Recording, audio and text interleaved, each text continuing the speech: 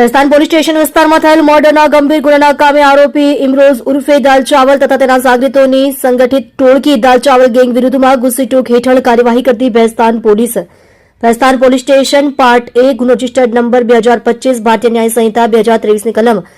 103(1), 109(1), 352, 54, 61(2) તથા જીપી કલમ 135 મુજબનો ગુનો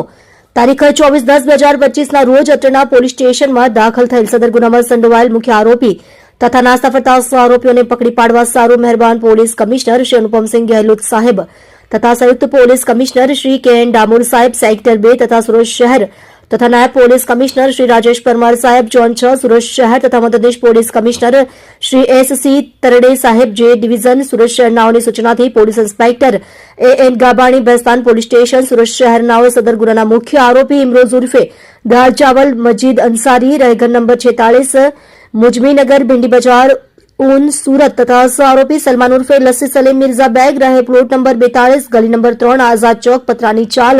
इस्लामी चौक मीठी खाड़ी लिंबायत सूरत शाहरुख मजीद अंसारी रहे घर नंबर 46 मुजमीनगर भिंडी बाजार ऊन सूरत तथा अरबाज उर्फे बाबा यैया पठान